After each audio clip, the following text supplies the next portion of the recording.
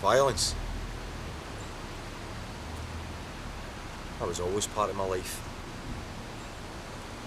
When I was growing up, you know, Dad would hit Mum and me. She never tried to stop him. The thing is, she would always buy me presents, nice things, the day after Dad lost the plot.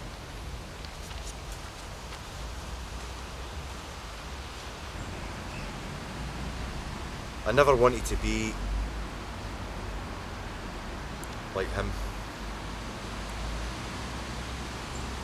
And I vowed never to have kids, just in case I ended up like him. Julie? Jeez. She was the love of my life.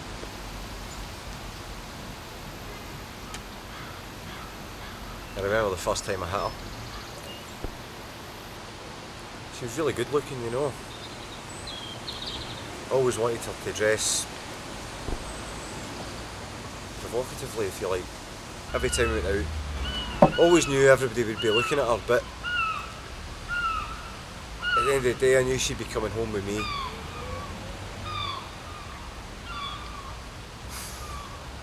As far as she was concerned, all she was doing was making me happy. This night after we'd been out,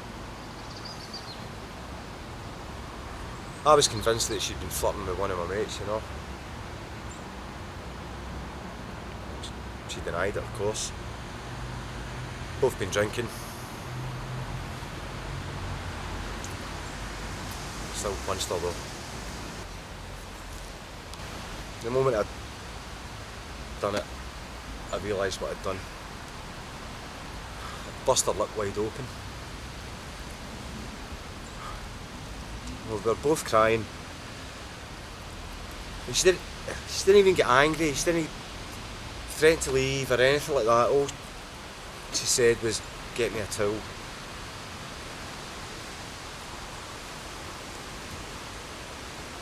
Got the towel, helped her stop the bleeding.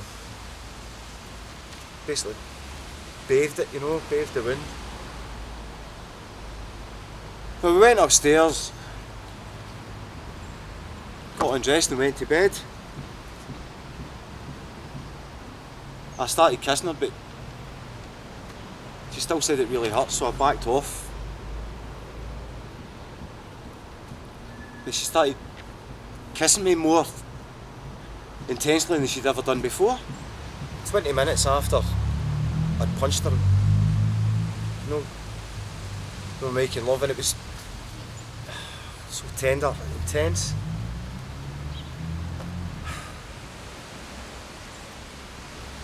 All I can say, it was just so intense. But I can still taste the blood. I can taste the salt in her tears that were running down her face. We fell asleep in each other's arms, and that's the way we woke up in the morning, still embraced. And that's when I saw the damage I'd done. She said it no longer hurt, but I doubted that. The thing is, she came out with this story, you know, she'd tell everybody that, you know, she fell downstairs, and I promised I would never hit her again.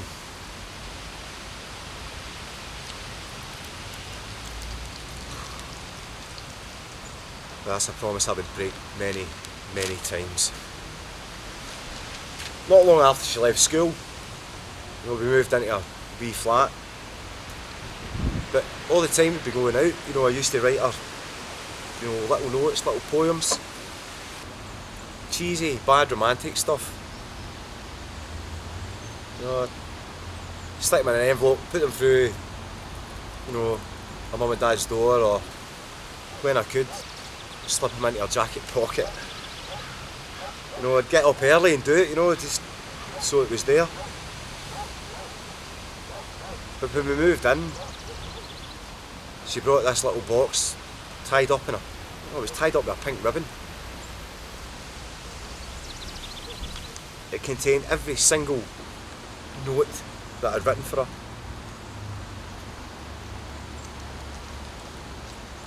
I found her reading them actually, about 2 days after I hit her.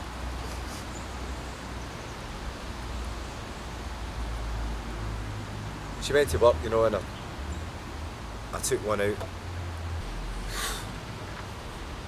The one poem I wrote, well, it wasn't really a poem, it was 2 lines basically, 2 questions. First question was, if you were a cat and you had 9 lives, would you spend one with me? And up until that point, I didn't know, but beside it she'd written yes. But the next question was, if you were a cat and you had 9 lives, how many would you spend with me? And she'd written all of them. 10 if I could.